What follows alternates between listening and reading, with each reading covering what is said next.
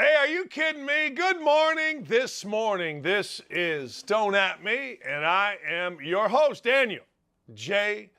Dakich. What a night last night, and really, let's be honest, what a morning this morning. I mean, come on, peoples.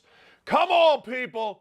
You know what you saw last night was absolute gold, and we're going to get into it. And also, ladies and gentlemen, I understand if you went to Michigan State, get the SAT out, baby. You couldn't get into Michigan. You ended up going to Michigan State. You privately root for the main school in the state, and you got to get the SAT out on someone. Bring it. I told you 5 years ago what Miles Bridges was. Good player, nice kid, really like him. Have no problem with Miles Bridges. My problem is with you dumbass Sparty fans. You're literally the dumbest, worst people alive. It's well documented. I mean, look, we've all seen Sparty fans and what the Sparty Michigan State University outside of Izzo is all about. I mean, there's headlines all over the place because of just stupidity left and right, hate left and right, and we'll show some of it today. People wanting me dead. We hate DACA, hate. 12,000 people chanting hate. Not an apology to me, to anybody. I mean, let's be honest. The stupidity of Sparty world is on. And as sports fans, you all got to see it last night. Miles Bridges taking a swipe at some guy. Good for Miles. Yeah, biggest game of your career. You had 8 points, but I'll get into it. The biggest news of the day, ladies and gentlemen. The news of the day is Elon Musk, baby. Elon Musk made an offer, let's put it this way, to buy Twitter, $54.20 a share, which is basically a 50% increase over premium. So if you've got Twitter shares, I think you're kind of happy with it, and you should be kind of happy with it, right? I mean, there's nothing not to be happy about. Are you kidding me? You should be ecstatic that you've got Twitter shares and Elon Musk is going to buy it. Then he wants to take it private. And in taking it private, he's going to allow for free speech. Right now, as you all know, that ain't the modus operandi of Twitter. If you offend the little libbies, they shut you down. It'll be interesting to see. Do the little libbies who are all about doing right and being inclusive, do they really care that much about money that they sell out and sell to Elon Musk? Of course they will. Of course they will. You know they will. I know they will. Some of the biggest frauds that aren't involved in Michigan State University are your little Libby buddies. You know it, I know it, we all know it. So anyway, Elon Musk with a purchase, he wants to take it private, which means that nobody can mess with it. It's a very good day for democracy in the United States. It really is. Because right now you have a system in play that shuts you down if they don't like what you say. And it's the same thing with YouTube. It's no different with YouTube. I mean, they shut people down for saying what they don't like for some of the simplest things. So I think it's absolutely freaking awesome. Stay tuned. He has made an offer. That does not mean, ladies and gentlemen, that does not mean that that offer has been accepted. And maybe it will be by the time we're off of the air. I'm sorry, I'm laughing. I'm watching Miles Bridges. It's so funny. Clayton Kershaw. Clayton Kershaw, ladies and gentlemen, Clayton Kershaw. How soft are you, Clayton? How soft are you? We've lost, sports fans. We have lost. It is over. We have lost. I'm going to tell you the reasons we have lost. We have lost because you go to a game that's struggling. You got the best, I guess, name pitcher, really? I mean, is he the biggest name as a pitcher? I don't know. Scherzer, I don't know. DeGrom, I don't know. But you got among the biggest names, and he is among them. He's pitched 80 pitches. Now, remember, this is his job, to be a pitcher in the big leagues. He's thrown 80 pitches. All right? $17 million this guy is being paid. He threw 80 pitches. A perfect game. Do you know how many perfect games there have been in Major League Baseball? 23. You know how long Major League Baseball has been around? Let's put it this way. No one was even close to being old enough to see opening day of the first game. Hundreds. And there's been 23. And this soft-ass Kershaw, who everyone knows is soft. Hell, I remember going to the championship game of the NL when the Cubs went to the World Series. They were playing the Dodgers. Kershaw was on the mound. I ran into my friend who's been on the show, Danny Plesac. He was walking up from doing a hit on the field. We stopped, we chatted. I said, can the Cubs win tonight? He goes, yeah, Kershaw got nothing. Now, he didn't say Kershaw was not tough enough, but clearly he wasn't tough enough. Baseball, I want to like it. And don't hit me, you little 20-year-olds, with all your little statistics. Don't hit me with all, well, you know, it's a long season, and you got to play. Shut up. You got a chance to do something. 24 million. We looked it up yesterday. Dude's made over $200 million. Let's say he blows his arm out with the 82nd pitch. What have you been doing all off season? Baseball, you had a chance yesterday, and you blew it once again. We all understand it's a long season. We all understand, you got to do it. Oh, okay, great. We also understand that you are soft as my backside, Clayton Kershaw. How do you let yourself come out? How do you even allow Dave Roberts? You can't throw 84 pitches the next inning? You can't throw 4 more? Left-handed. Try to get him out? We are in bad shape. Let's think about it. Baseball players can't throw 80 pitches. The best of the best. Think about that. Basketball players don't want to play. Basketball players want to be paid hundreds of millions. They don't want to play. A guy named Miles Bridges who can't play at all. I don't care what his numbers say. Can't play. Good enough to get you fired. Was horrible yesterday, and I'll talk about it here in a minute, is going to get $173 million. We've lost. It's over. It's done. The only sport anybody should watch is football. And by the way, the USFL will be on Fox this weekend. That's what I'm watching. Basketball players, they don't even want to show up. Hey, I don't want to play. And you got the most woke guys coaching. Oh, well, we should, since they don't want to play, we should lower it to 72 games. Guess what's going to happen, dummies? Players still going to sit out. The most woke commissioner is now saying, well, we got a problem. Players don't want to play. You think, dummy? I said this at the time. When you let players dictate, you got a problem. Clayton Kershaw, my backside. Get out there. Try for a perfect game. I know you're so soft you'd have to miss like 6 starts. So what? The season is long, and you got a perfect game under your belt.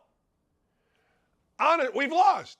We've lost. If you took gambling out of sport, if you said there is no gambling in sports, I would say to you, there's no reason to watch. No reason to watch. A friend of mine said something pretty funny going back to Elon Musk. He said, hey, why is he buying a thing? All you got to do is turn it on, download the app, and you can be on it. I thought it was pretty funny. So God bless Elon Musk, ladies and gentlemen. God bless America. America may be starting to come back. People ripped this one coach because another coach called him an MFer, and he said it was racist. People didn't, that was a perfect ESPN story, and it was on this morning, right? And they did it in such solemn tones. Oh, I just laughed. Hey, man, if every African-American that called me an MFer was racist, man, there's a lot of racism out there. I got called an MF for playing basketball growing up in Gary, Indiana, like it was my job. Usually it was you white mother. And ESPN got solemn. Well, here's a report. They hugged it out, these two. Jeez. We've lost. We've lost. It's over. Thank God for gambling. Thank God for sports books. Thank God for Vegas. Thank God for golf, where you can go out and gamble on yourself. Because watching Clayton frickin' Kershaw, 80 pitches, 13 strikeouts. He's in the 7th inning. And that soft, blank little fella couldn't go out there. It's a long season. And I know all you little analytics guys are going, well, it's a right decision. Yeah, okay. Here, pull this. It plays Jingle Bells. Speaking of lost, did you see, I invite Baker Mayfield anytime his sorry backside wants to come on this show or any other show and boo me, let's go. Baker Mayfield was disrespected. He got disrespected. He disrespected me. You told me one thing and did the other. Hey, dude, shut up. You weren't good enough. They went out and got a quarterback, even though Baker, this is how bad you are. The Cleveland Browns went and got a quarterback with 22 civil cases hanging over his head. Now, I get it. Not one woman in Cleveland is complaining. I get it. Somehow, some way, Deshaun Watson has escaped any kind of scrutiny from Me Too or any other women's group. Somehow, I don't understand it. But he has. But, Baker, that's how bad you are. Deshaun Watson actually led his team to a 4-12 record and was so bad that he fumbled on the 1-yard line. People think he's great. Baker, you're so bad. They got a guy who couldn't win at all, even with some great players around him. I know everybody's going to tell me, he's a top 5 quarterback. Yeah, I've watched him for years. He ain't a top 5 quarterback unless top 5 stink. But Baker, they went out in Cleveland and got a guy with 22 civil cases hanging over his head, a dude who has to answer for 18 more why he had sex, a predator. They got him over you, and you feel disrespected. Well, guess what? You should. Maybe instead of sitting on a couch whining, maybe you ought to get on the field and practice. I mean, this is just going to be the coach of me. Maybe instead of doing every commercial on the face of the earth, maybe you ought to get on the field and practice. Just saying. That's what Cleveland did. If they told you one thing and did the other, grow the hell up. It's life. It happens. I know we're not supposed to. I know we're supposed to cater because he's the little scrappy quarterback in Cleveland. And he does cool commercials. I know that's how you all feel. He was on my fantasy team. He was really bad or good. I don't know. Tell you right now, please come to my work and start booing. We'll kick your backside, throw you off the 6th floor, and you'll be gone. We can't open the windows on the 6th floor. They're like quadruple pane. It's really weird. I wish I could go and boo people at their cubicle. Yeah, because that's all anybody does is live in a cubicle, you entitled. We've lost. I'm telling you right now, it's over. It is over. Derek Carr is going to get $121 million. You want another sign that it's over? Derek Carr. $121 million. DC. The guy with eyeliner or whatever the hell. I don't know. He's got the Darth Vader eyes. I like him. I thought he was really good. I would have loved to have him in Indy. I think he's better than what people are making out. But that dude making $121 million. I'll say this about Derek Carr. I have a feeling that Derek Carr would not be taken out in the 7th inning after throwing 80 pitches of a perfect game. I have a feeling actually Baker Mayfield would. It takes a special kind of little soft, you know what, to come out on 80 pitches. It's a special kind of softness. I don't think Derek Carr would. I saw Derek Carr dominate the entire Colts organization. Now, you all think the Colts are really good. And when you turn on NFL, Good Morning Football, Colts have a roster built. Shut up. Colts stink. Haven't been to the playoffs I guess they were 2 years ago. Lost in the haven't won a playoff game since I was 10. I'm on one today. I like me right now. Anyway, Derek Carr would not come out, so give him $121 million. I got no problem with it. Give him $121 million. Tell us you're going to win something, anything. Work with Josh McDaniels. Save Josh McDaniels' career. I was just in Vegas. I got to tell you, for a transient city, Vegas is rocking and rolling to the Raiders. Man, that Allegiant Stadium is right there on the highway. You look over here, Raiders gear everywhere. People love the Raiders. I don't even know if they love the Raiders. Maybe it's just that Vegas is so good at promoting that they're promoting the living you-know-what out of the Raiders. It's really good to watch. It's great to see. And you got Derek Carr. He got, he grew his hair out a little bit. He got the eyeliner. I don't know. He looks like the Undertaker. Perfect guy for that city. And I got a feeling, unlike Clayton Kershaw, that Derek Carr comes up big. I feel like, I'm not saying he's the greatest quarterback. I'm not saying he's Tom Brady or Peyton Manning. I'm not saying that. I'm just saying the dude seems to come up big. Look at Kershaw. He's on my TV right there. Oh, I can't pitch anymore. I threw 80 pitches. Oh. Dave Roberts. Well, we're taking him out. I cannot tell. I hope you can tell my aggravation. Miles Bridges, I'm not that aggravated. I sent about 1 million tweets out last night. I ain't that aggravated because I know Spartan fans are the dumbest in the world and the most vile people that go to a college and are at alumni on the face of just vile, horrible people. I like making fun of them, but Kershaw just soft. Look at him. Do you know that video of Matt Stafford watching the woman fall and doesn't do anything about it? He and Kershaw obviously, went to school together, and both are so freaking soft. Both are such entitled. Look at Kershaw. Well, I don't know. How about you go throw a perfect game? Look at this.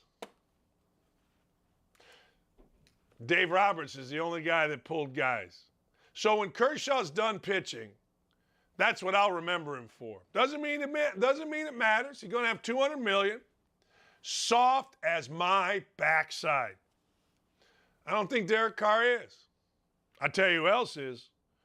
Hey, can we play it? Can we play this is Sparty fans to me, about 12,000 of them. You got it? Let's do it.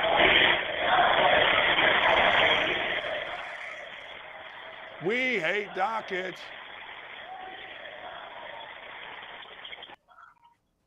That's how god-awful these people are. Now, the easiest thing in the world to do is to chant this at a white dude. You don't have any repercussions, right? I stood up and waved. Imagine if they did that to a female or an African-American sitting at that broadcast chair. I was broadcasting the game, and 12,000 or whatever of it, because I had told one kid, what, you couldn't get into Michigan? Because of that, 12,000 chanted that at me. And had you seen the looks in their faces? If you'd have seen the looks in their faces, there was hate. And I'm sitting there going, man, these are the worst people ever. Not an apology from the president of Michigan State. Not an apology from the athletic director. Hell, Izzo, who is a friend, went after me in a press conference. Can you imagine? The media went after me. 12,000 people chanting the word hate. Hate. A couple of my friends, African-American friends at ESPN, started laughing. They go, dude, if that was Jay Will, there would be a problem. If that was Doris Burke, but a white dude, hey, you say whatever you want, right, Sparty? But Sparty, you've proven over time how awful you are. And I commend you. Last night you did it again. Look, I said about 5 years ago, the dumbest of the dumb is a guy named Jeff Goodman. Jeff Goodman is a little reporter. I don't even know who he works for. But he worked with me at ESPN for a game, and he was so bad that I had to make fun of him on air. Okay? So Goodman's always been mad. He's got a lot of Twitter followers, and he's always mad, and I just had to block him because who cares? All right? So Goodman put out a few years ago how great Miles Turner was, and everybody in the Big Ten at the time knew he had no game. Like, he could dunk and he could jump shoot, but he couldn't rebound. So I just put out, yeah, no game. Of course, that made Goodman crazy, and then everybody at Michigan State lost their mind. And so for the last, 5 years, you see the reaction here. We'll get to that in a second. So for the last 5 years, Goodman and others, every time Miles Turner scores a basket, oh, I thought he had no game. I haven't said a word. I didn't say a word all year. I haven't paid attention to Miles Turner. But yesterday, it caught my eye. Miles Bridges. Yesterday, there was a thing where Miles Bridges was going to be given a max contract of $173 million.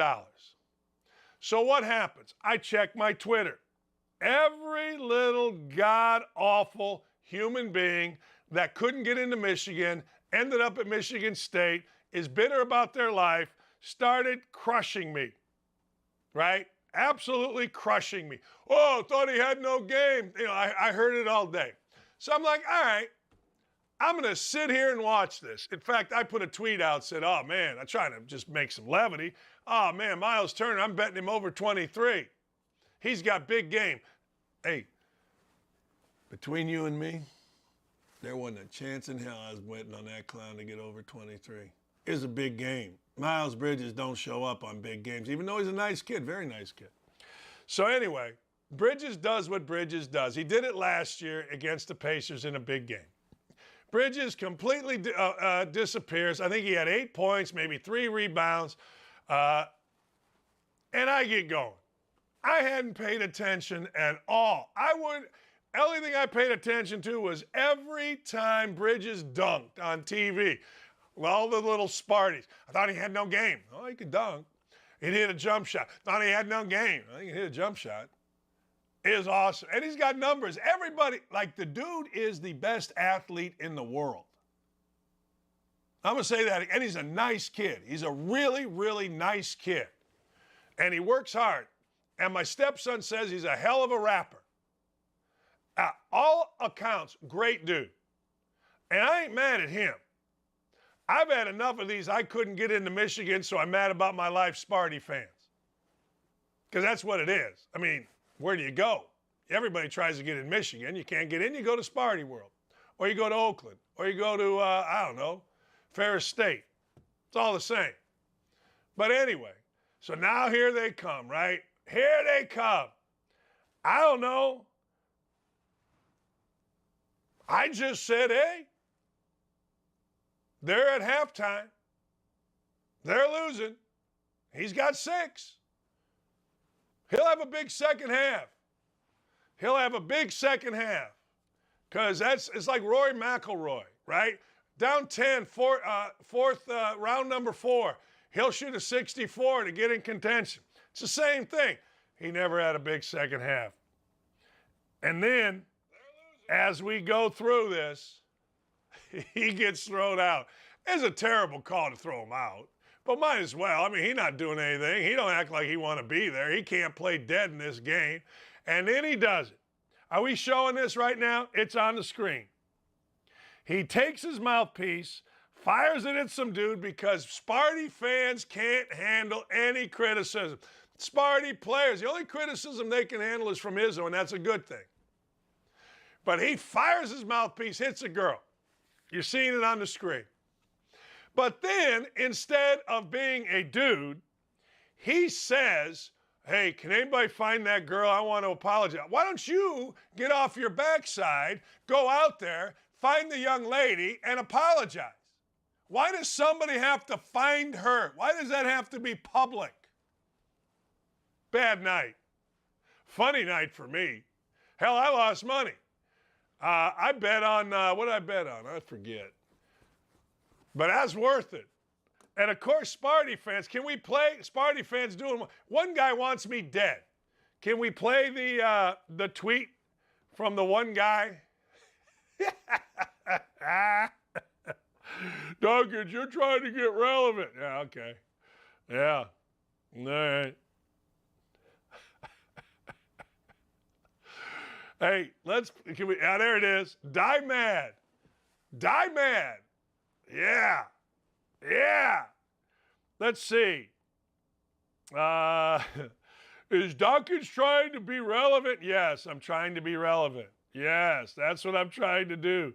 Sparty fan. Yes. Dakich, you are the worst person alive. Yes, I'm the worst person alive. Of course I am. Of course, I am the worst person alive. I accept it. I am the worst person alive because 5 years I said Miles Bridges had no game, and every year, whenever he does make the playoffs, he proves, well, you're the worst broadcaster ever. That's from Bob. All right, I'm the worst broadcaster ever. Now, what are you going to do? Didn't know you were trying to still be relevant. Renaissance man, better than you ever were in basketball. You're right. Yay, Rod, go fight with. Man, sometimes look, if I tell you something about basketball, like my friend the Bear, I gotta have the Bear on next week. My friend the Bear from ESPN, he always says, how do you know? Like, how do you know Kristaps Porzingis is going to get you fired if you draft him? How do you know that Paul George was a fraud? How do you know all this? I go, well, when you coached for as long as I coached, you just kind of know. Last thing, my man Greg Popovich, we're from the same neighborhood. True story, played at the same Little League. Now Popovich doesn't ever come back to his hometown, which I don't respect. Popovich has $1,000 bottles of wine. Great. Popovich lost last night. Does Popovich ever win without the best players in the league? This is why you got to be careful putting coaches in the Hall of Fame or Halls of Fame. I mean, what's this dude done since no Tim Duncan or David Robinson or Manu Ginobili or Tony Parker? Where has he been? My bottles of wine. Okay, go get him, champ. But anyway, old Pop got him beat last night. Pelicans got him. Respect to the Pelicans. Much respect. Because did you see this? Zion Williamson was dunking last night. Great. He went by a little kid, 360 dunk. Yay! I'm telling you, we've lost. Zion Williamson is still being celebrated for being fat and breaking his feet.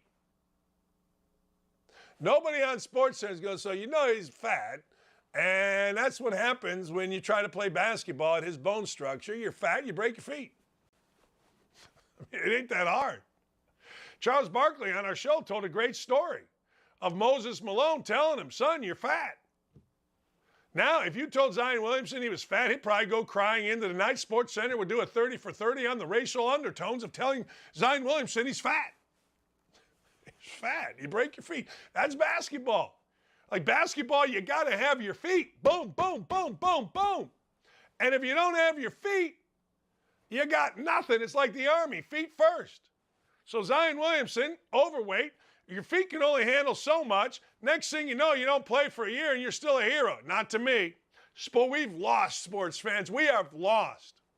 $173 million to Miles Bridges. We parade a guy, Zion Williamson. His team hasn't lost. I'm tell you something, Willie Green's done a great job. They went and got C.J. McCollum, who dropped, I believe, 32 last night. They made a really smart draft choice in Jose Alvarado, which again I said, because I did 2 of his games and I thought he was terrific. Off the bench, Alvarado goes and gets himself 12. Alvarado last year led Georgia Tech to the ACC championship. I'm all in on that New Orleans team. Keep Zion's, I'm not swearing anymore. Keep him out. Last thing, man, this has been a good segment. It's going to get better too. That last thing, do you see this woman? There's a professional baby namer. People in New York City have so much money apparently and are so stupid that they are absolutely going to pay, listen to this. They're going to pay up to $10,000 to have some crazy person, all right? Name your baby. Name your baby. How about that? Hey, can you name my baby? I'm so stupid, and I got so much money that I want you to name our baby. Oh, okay. Really? Oh, what are you going to name her? I don't know. I'm not sure. But somebody needs to name my baby for me because I can't look at that baby and say, well, you know, the name is Dan. Oh, okay. Really? All right. Well, if you say it's Dan, it's Dan. Think about that. Think about, you got $7,000 to $10,000 to pay this fool. Look at this fool. To name your baby. The world is nuts, and I love it. We've lost, sports fans. We've lost $173 million for for Miles Bridges. $173 million. Clayton Kershaw can't go another pitch. I'm tired. I got a perfect game. Jason Hammer and I will solve all the world's problems when we come back. Guaranteed. Guaranteed.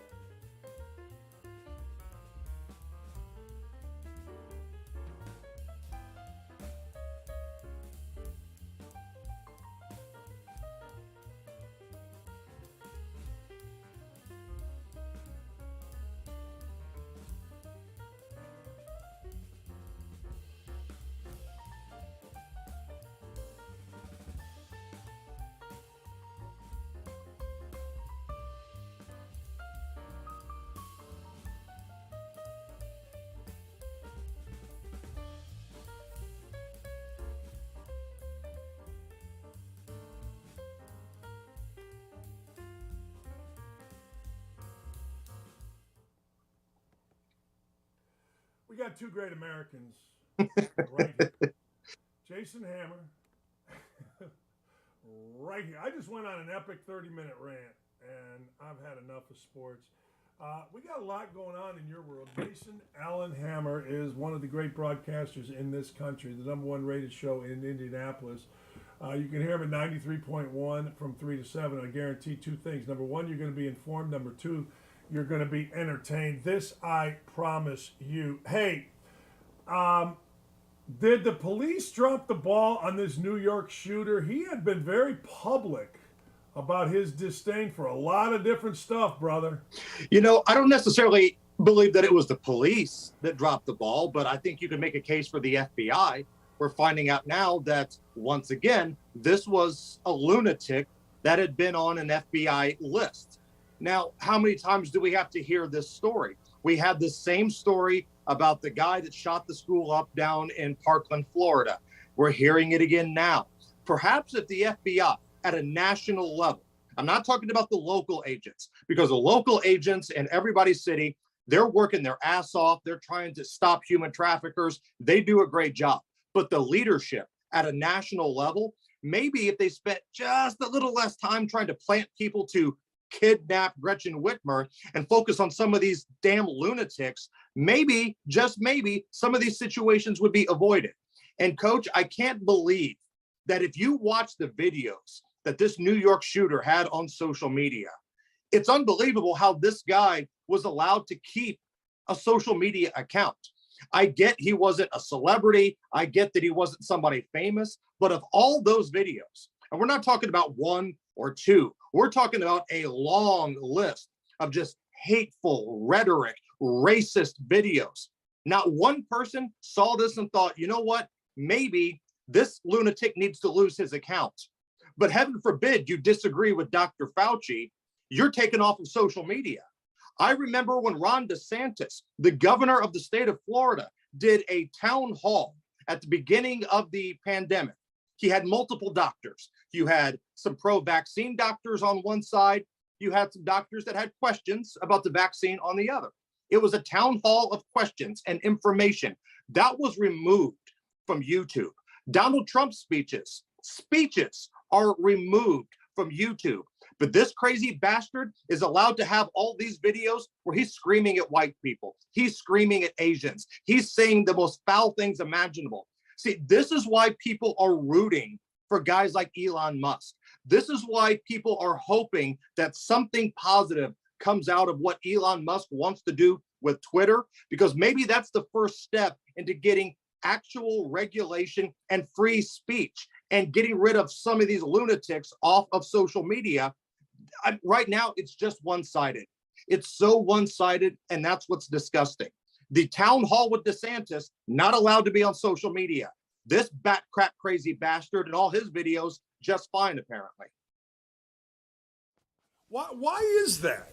What do you make of that? Why is that? I got to put my mic on. I forgot. Why is this guy allowed to, when some of the simplest things do get the boot from social media? Because he's not a white supremacist. This guy is a supremacist. He's a black supremacist. And look, I'm not carrying the water for anybody here at all. If you are a supremacist, you are a rotten piece of human waste. You're garbage. But the media only cares when it's a white supremacist. When it's Kyle Rittenhouse, it's wall-to-wall coverage. It's DEFCON 1. White supremacy is the biggest problem in America. But yet when it's the crash in the parade of Waukesha, that story goes away quickly. When it's the shooting that takes place in the mayor's office in Kentucky, that story goes away quickly. And this story here, these three examples are black supremacists. You look at their social media, look at what they're motivated by. They're black supremacists. But the media won't say that because they'll upset the black community. They'll upset Black Lives Matter. Had it been a white person, it's DEFCON 1. And again, there needs to be a universal rule. And I can't believe we have to say this out loud because it feels like common sense. If you are a racist piece of crap, if you are a supremacist in any way, you will be called out for it. But I don't want to hear Joe Biden tell me anymore that white supremacy is the biggest problem in America. When you look at incident after incident, I can tell you it's white, it's black, it's everybody. Racism is a problem, yes, but don't tell me that it's just about one race because that's not true at all. No, it's not. And I don't know why everybody's so mad about blanking off a particular group. I mean, look, if you don't have common sense, I mean, you got to stand up. I mean, if you are a white supremacist, you got to stand up against it. If you're a black supremacist, you got to stand up against it. I don't know why.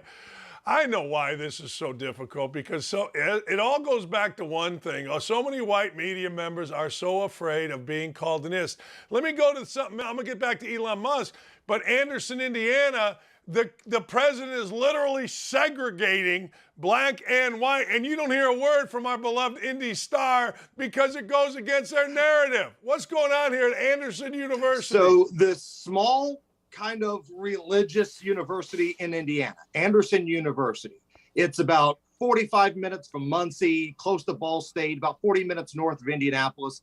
They had this very special fact-finding committee, and members of the university, their racial task force, went out on campus and they interviewed all the students. They talked about what the racial climate was like on campus and how does this make you feel and what about that. They finally got all of their information and they're ready to give it to the students.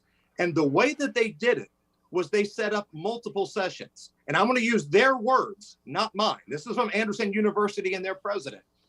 The white students can attend to get the information on these dates. The colored students can come and get information on this date. Yes, they use the word colored. So take that for what it is. You've got clear examples of segregation here. White kids, you're allowed to get this racial information on these dates. This is only for the white people. And in the letter explained from the president, the super woke president that used to be buddies with Obama, he explains that, we need this to happen because white people, you need to work this out yourselves. There's a lot of problems with, your white privilege, and this is something you need to deal with. Our colored students, they need to deal with other issues. So we're going to do this separately. Coach, you don't need to be a rocket scientist to understand that's a clear example of segregation.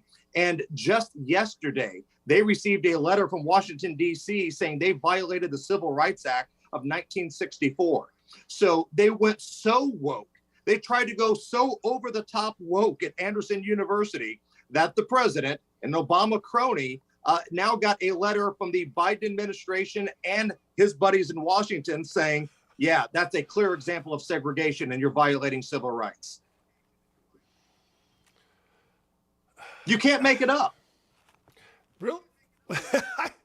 Why hasn't has my favorite newspaper said anything about No, this? I've not seen one story from the rag that is the Indy Star. And honestly, you don't see a lot from the television stations. Our program, Hammer and Nigel on WIBC and Indy, we're one of the only ones talking about this. And here's the frustrating thing. If you're a student that goes to Anderson, we've heard from tons of students that they disagreed with all of this. It was overwhelming that the student body in Anderson disagreed with this, but none of them wanted to go on record and talk to me because they felt like they would be singled out by this president at Anderson and his administration. How long has the president been there? That I don't know. He was put into some transportation role by Obama back during his presidency, but I can't remember how long he's been at Anderson. But again, I'm not upset at the students. So the students were overwhelmingly against this whole thing. This is something that the administration did to feel like they were helping. And now they're getting letters from Washington saying they violated the Civil Rights Act of 64. See, one thing that people don't, most people understand is that our newspapers today are so afraid of being called an ist. Right. I mean, any reasonable person would say, hey, look, man, this is just so ridiculous. I can't help you, including the verbiage. And here's the thing. Including the use of the word. These woke, super woke white guys that want to look like they're the best friend to the black community. The black community doesn't care about you. You're their useful idiot. You're their useful pawn. Like, it shouldn't be, I'm going to be friends with the black community or I'm going to be friends with the white community. It can go both ways. How about you not just be a scumbag? It's really not that hard. I think sometimes we overcomplicate things, Coach. You think? Hey, honest to God, that's one of the great things of growing up where I grew up, man. Everybody was people. Some were good, some were bad. Everybody was people in Gary, Indiana. You didn't like some, you didn't, whatever. Hey, tell me this. Let me go back to something. Let me back up a little bit because I grew up playing basketball on the south side, right? Indianapolis at the Beach Grove area. For those who don't know, suburb of Indianapolis, kind of a hodgepodge. You get a little bit of everything. I've noticed that people who grew up playing ball, whether it's football, whether it's baseball, whether it's basketball, maybe you're a girl that played volleyball or soccer, or whatever. Folks that were involved in athletics usually are the ones, not all the time, but usually are the ones that can handle the social issues better than anybody. It's a lot of these straight nerds. And I mean this with all due respect, these nerds that try to go over the top to be friends with somebody that they disagree with. And they're a laughing stock. Nobody takes these people seriously. I had to tell, when I went to Indiana, it was the first time I'd ever dealt with the Southern Indiana white guy. And I remember telling guys on my dorm floor, hey, man, you don't have to change the way you talk to talk to an African-American kid. Like Winston Morgan and John Flowers, we were across the hall from, and we were all freshmen coming in. So you kind of bond, right, with the guys that you come in as a freshman. And guys down the hall would I go, hey, man, you don't have to change the way you talk when you're talking to an African-American. You just be people. I'm as white as they come, right? Man. I'm so white I make Peyton Manning look black. But I could go down to the courts every day, pick up three buddies, just three people standing by, got next. We're having a great time. We're running game. We're running courts. That night, we're going to a party somewhere on the south side of Indy, trying to hook up with loose Southport women. That's just what we did. Oh, man. But you're right. And I mean this with all disrespect. You meant it with all respect. I mean this with all disrespect. You nerdy dumbasses, get out of the way. They feel like they're trying You're to appeal clogging to things everybody, up. so everybody will like you. No, Yeah. nobody liked you to Just begin get with, out of the and now way. we really don't like you because you don't stand for anything. Right. You got to just be people. I used to tell my players, look, just be people. Just be people. Like, you don't have to be, I don't know, don't go, just be people. Just be decent people. I want to go back to Elon Musk. The offer today, I guess you're going to make 50% more if you own the stock. $54.20 is a share is what he's going to buy it. There is a big difference. 43.3 billion is what it's been reported. There's a big difference between an offer to buy something and an offer with an acceptance of that offer. Correct. What do you think the end game is here? Will it be sold to Musk? No, it will not. And again, that's just my opinion, but I think the folks at Twitter would rather lose money and then act like they did the right thing. I think that's more important to them, to run a business into the ground, but to act like they're doing the high and mighty thing. That's what you find a lot of these leftist organizations doing. Because if this offer is not accepted, I feel like Elon Musk is going to take all of his shares, he's going to sell it and say this hellhole is not able to be saved. And the stock shares and the price will plummet. It will fall like a sack of rocks.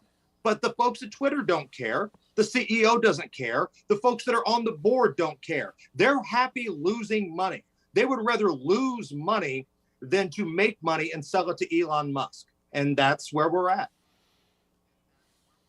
I agree. I agree. People immediately assume that, well, he made an offer. This deal is done.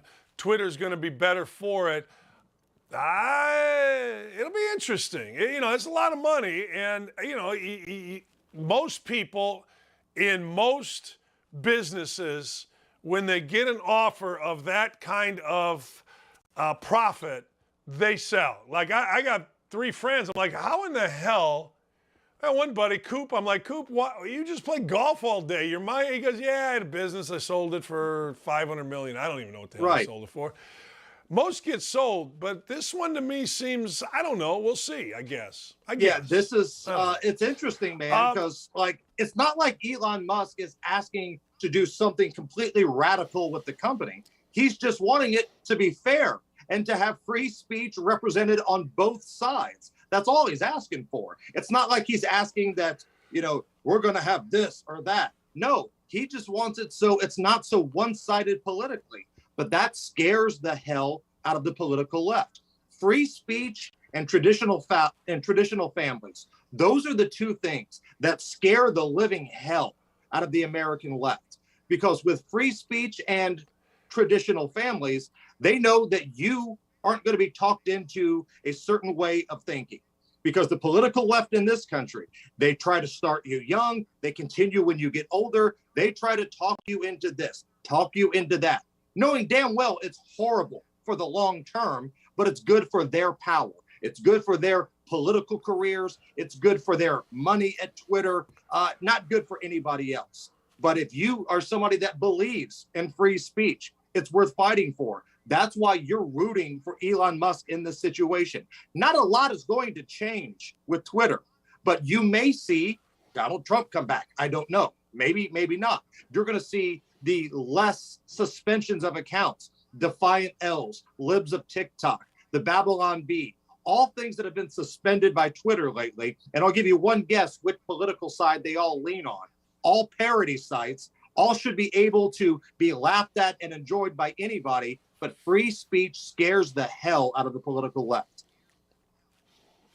Well, speaking of the family, I know you guys talked about the attack on Tony Dungy. I love Dungy's response. He goes, yeah, I assume since Obama said the exact same thing that I said 14 years ago, and then he printed it, put it on Twitter, what Obama said. I assume y'all are mad at Obama, too. I thought Dungy was great in helping with families. I think he's always been great with helping. He's been in the foster care. He has raised foster kids. He's been a terrific family person. He's had personal tragedy while doing it. but he's maintained his faith, and then he gets attacked and he just throws it right back at him. And the idiots go, okay, we tried here, let's move on to the next. I thought Dungy was great. He was classy. This week. He did everything right. And if you substitute Ron DeSantis for Joe Biden, let's say that's Joe Biden signing that exact same bill, you would have folks standing up doing a parade. Yeah. But because it was Ron DeSantis, because it was somebody with an R next to their name, we have to go after Tony Dungy now. But look at the type of people that are going after him. You've got dipshits like Keith Olbermann. Right. Anytime Keith Olbermann's on the other side of something you stand for, rest assured you're probably on the right side. I have said that about Michigan State fans. If I am on the other side of Michigan State fans, damn, I knew I did it well. I know I'm doing it good. Hey, big dog, I'm in Vegas this weekend. Gas was at $6. Inflation is at 85%. Here's what I've said. I don't care whether you're a Republican or Democrat, but think for yourself. I mean, if you think this is a good thing because he's your side, what are you doing? Yeah. Like, you know who the worst people are? You can't. The worst folks in an election are the people that vote straight ticket. Straight ticket voter. Don't be straight ticket guy. Because there are some Republicans that aren't worth a damn. Like, you know, I'll admit, I lean one side politically. I lean to the right. It's not a big secret here. But I don't vote straight ticket. There are some local councilmen in my neighborhood that are Democrats. They've done nothing wrong. I'll vote them back into office. The governor of Indiana has got an R next to his name. He's awful. He's horrendous. I would rather have a libertarian. I'd rather have a raccoon. I would rather have a squirrel than this fake, phony-ass Republican that we've got in Indiana right now. So don't be straight ticket guy. It's okay to be a Republican and say, you know what? That Democrat, that guy in my local council race, he's not that bad. And it's also okay to say that guy with an R next to his name, he's a horrible, rotten, you-know-what. He's only in it because he's got an R next to his name. His policies are no better than the Democrats. Hell, in Indiana, at least we know what we're getting with the Democrats. With our governor, he acts like there's an R next to his name, then does the same thing the Democrats do. That's why I say, give me the raccoon or the squirrel. Yeah, I knew this. This is my frustration. I was not political, not even a little bit. But I knew enough. I remember saying this in a civics class. Northwest Indiana, union, steelwork, Democratic Mayor Richard Hatcher, the whole 9 yards, all right? And I remember standing up in a civics class saying, I don't understand this. And why can't we understand that maybe this guy has a good idea? Right. And he's a Democrat. Maybe this is a good idea and he's a Republican. Like, I'm not the smartest tool in the shed, and I prove it every day. But my God, you know, if you jumped into a time machine, Coach, that's just common sense. If you jumped into a time machine and it went back 50 years and told those people these are going to be controversial takes in 2022, it's okay to have free speech. It's not okay for teachers to talk about their sex life with kindergartners, and you know, it's okay to vote, you know, for people you might not know about, opposite parties. It's okay to do all that. They would look at you like, well, of course, that's common sense. But in 2022, that's a hot take. That's unbelievable. We were talking about that yesterday. I'll say this, I'll add one to it. Guys my age that were 14, 15, 13 years old when Bruce Jenner was the world's greatest athlete. I told my stepson, we were talking about this because Leigh's going to talk about the influence of Caitlyn Jenner and what Caitlyn Jenner should have as influence. But anyway, I told my stepson, I would have bet you anything you wanted in 1976 if you would have said to me, hey, Dan, I'll bet you that Bruce Jenner is a woman. I would have bet you anything. You would have made every dime I ever had if you wanted to bet that. Because, hey, he was the man, right? So that's the world we live in, right? That's to your point. That's the world we live in. Two things with Bruce Jenner here. Number one, there's an amazing photo of Bruce Jenner back in the day with O.J. Simpson. Imagine you're in that same time machine and you go back to like 1981 and tell them about both of those guys. Heads are going to spin all the way around. And number two, this is a debate that we had on our show. Like, I am 6 feet. I'm 242 pounds. I'm kind of fat. I'm not really fat. But right now, at her age and at my physical condition, who would win in a race, a 50-yard dash? Caitlyn Jenner or me? That's Not what you. I said. I said Caitlyn Jenner dust my ass. Kill you at whatever age she is. Hey, I'm telling you, man, it is it is incredible when you go back and you look and you say, wait a second, hold on. They gave money to help fathers in Florida, and that's a bad thing. All right. Yes. Okay. This All is right. the same people, Like, same political party coach that called Larry Elder, the California gubernatorial candidate, a white supremacist.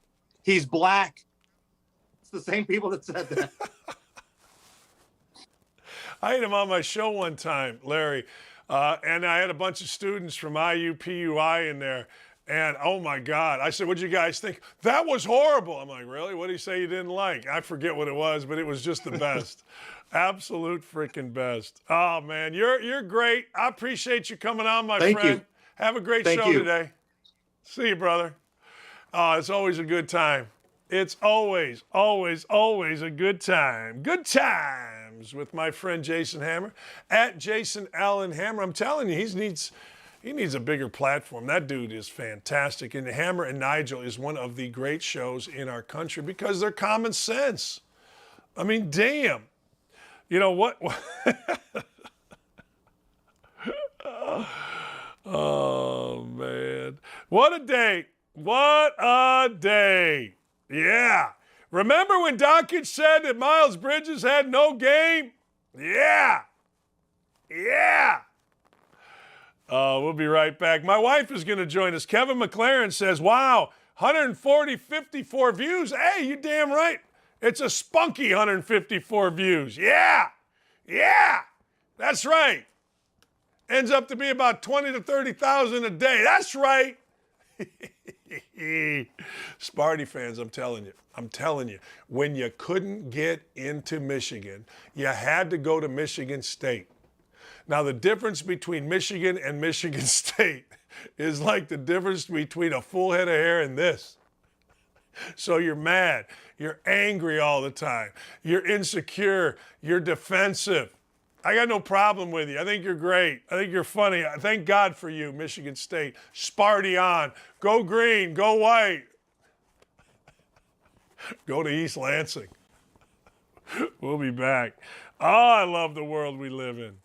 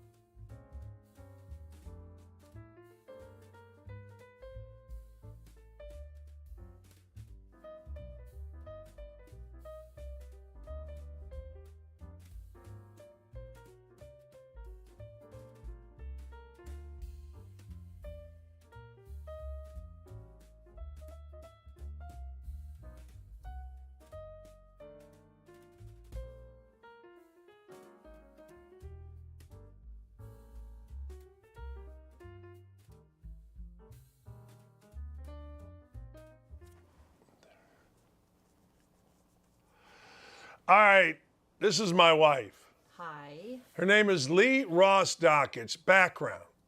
Obviously beautiful, obviously smart, married me. The best softball player in the history of the Mid-American Conference. Took Toledo to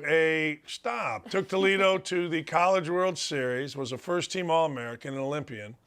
Olympic alternate, I want to get that right because I know Sparty fans are out there all mad at me, so they'll check. Some guy just sent a tweet out, Leigh, that said he was at the TBT when I was there and I left the bathroom without washing my hands.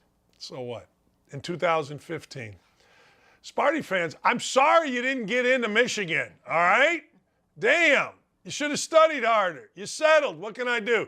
Anyway, she's the winningest softball coach at Syracuse and at Bowling Green. We've been married 6 years. She's been on the show before. We need to have more of her. All right.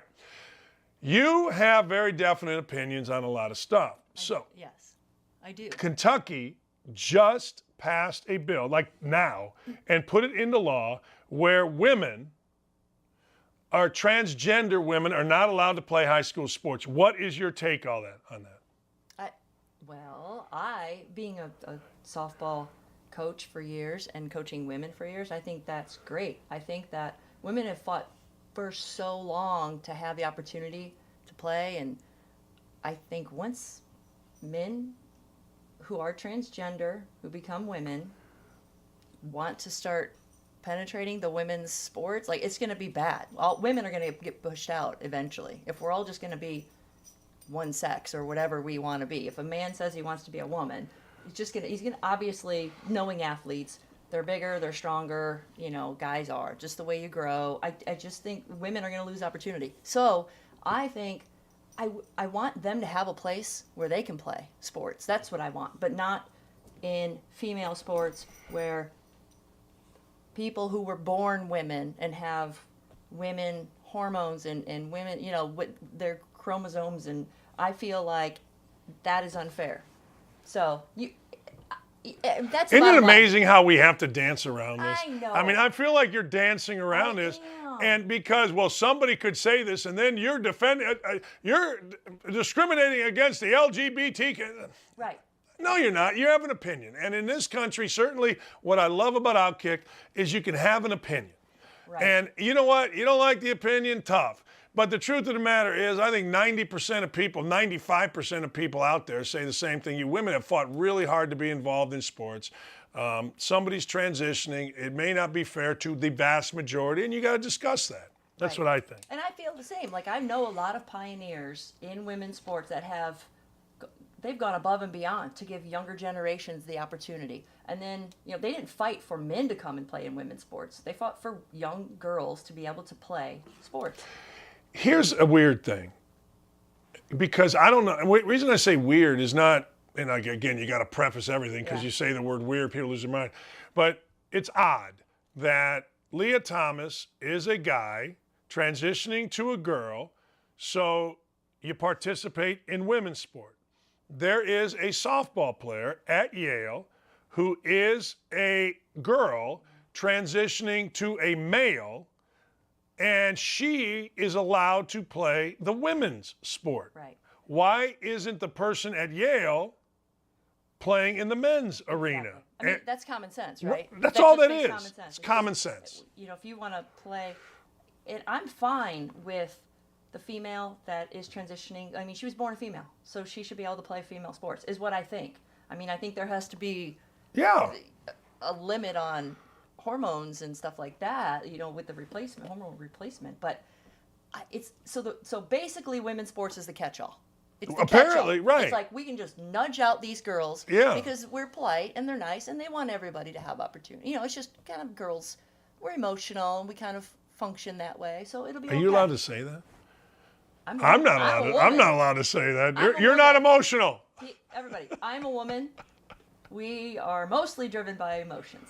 All right, let's go through some things. Let's talk about Cam Newton. Like, I think you need to know when to serve me, damn it. I think you need to know when to be quiet. Oh, geez. Not now, though. You got to yeah, right. What do you got, what Cam Newton said? What are the gender roles? Well, I think it's individual. I read the Bible. And honestly, different points in my life, I thought gender roles were different. When I was younger, I was, I don't need a man and I can do it. Right. And as you get older and you want family and you like the whole idea. I mean, we were created, again, going back to what my beliefs are, we were created to do certain things. I have a son. We have 2 sons. I want them to be strong males. I want them to take care of their families. I want them to provide. I want them to be, good leaders and guide the families. And I want them to be okay doing that. And I feel like this world, you talk about Cam Newton, okay, whatever he said, people are going to spin it. And maybe in his family, in his house, he can say it a certain way and it's fine. But I'm so tired of everybody having to chime in on, everybody's opinion. Tired of it. In our family, and this is something that I saw with my mom and dad. My mom taught school. My dad taught school. My dad was a principal, so he had to stay after school. So my mom cooked dinner. You cook dinner. I love cooking dinner. Right. And I don't know if that's because I'm made this way. I don't know. I don't know but if you would love cooking dinner, you would cook dinner. It's part of it. But who takes out the trash? What do I always say? You got to take out the trash. I've been taking out the trash, but that's because it's a big job. hill, and I'm I don't fat. care. It's a man's job. That's what I'm saying. If I'm gonna cook, I'm working 2 jobs. oh jeez, I'm not taking out the trash anymore, people. No, I got it. I got it, damn it. I take out the trash, but we got a big hill. It's really high, and she's in really good shape, and the trash sometimes is heavy. But I got it on wheels. When I was a kid, we didn't have trash on wheels. You had to carry it like this. So you know what? I got adverse to taking out the trash. I'll take out the trash from now on. But I think the interesting thing is, okay, Cam Newton really didn't get crushed. And I think there's a number of reasons. I think white media is so afraid to be called an is that, Cam Newton or whoever can say whatever they'd like. But I also think there's becoming a little bit of a pushback. Doug Gottlieb said something interesting. Cam Newton is entitled to his own opinion on what type of relationship he wants to have in his life. And if you don't like it, don't date him. Yeah, exactly. Right? Right. And there probably is a woman that wants that. I mean, yeah. But of course, people, you got to crush him on. Okay, whatever. No. All right, what's the difference in regular women roles and roles of women in sports? What is that question? What is That question, we put it down here. Comparing women in sports roles. Like the normal household, you are... I take care of everything. Okay. And then in sports, I take care of everything. No, but you're working hard. You talk. I do. So there's no difference in your role as a coach and your role as a wife, mother, and... I feel like you can't just say, like... Then why did you want me to write this? That's individual. I did not even say that. So we must have been another topic. That's like individual personality, don't you think? What does that mean? Like, your personality, me as a coach, I have a certain style of coaching. So I want to take care of everybody. I want to answer all the questions. I want order, like those kind of things. I feel like I do the same thing when I'm not coaching. That's like my personality. That is your personality. Yeah. Caitlyn Jenner as a role model / spokeswoman.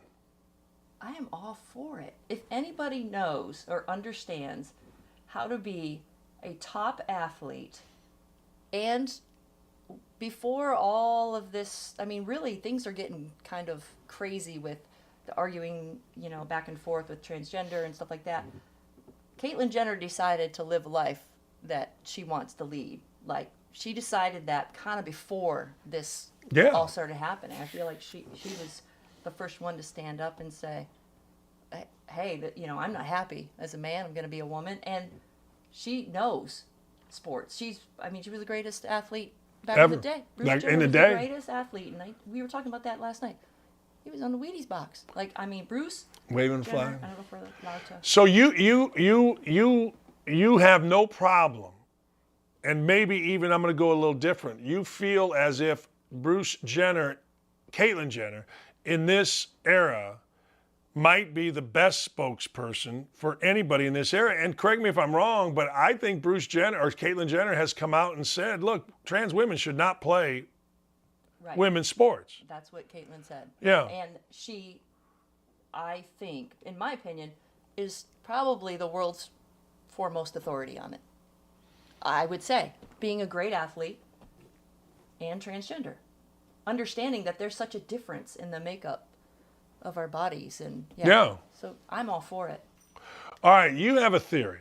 I know. She has a theory. It didn't start as a theory. It just was something I threw out there, and then I've been kind of paying attention. So my theory is this. Let me set it up. Okay. Let me set it up. The world that we live in is a world of pre-Kardashian and post-Kardashian. Pre-Kardashian, and you can equate social media to it. And I don't want to speak for you, so I'm just trying to set it up here. Yes. Basically, see, I'm doing the talking here, damn it. Basically, glam shots,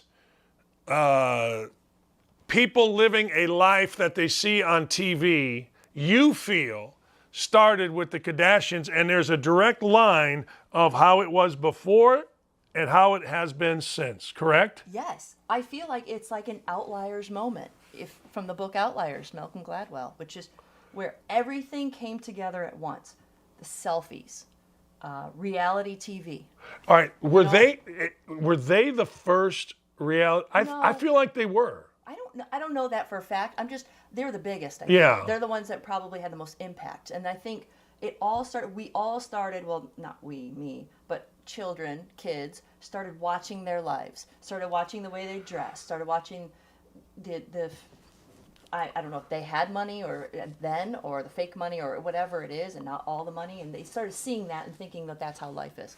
And on the selfies and having to post for everybody to see, and then almost wanting to be their own reality show. I honestly feel like when I said that originally, I'm like, I don't know where that came from, but man, that makes sense.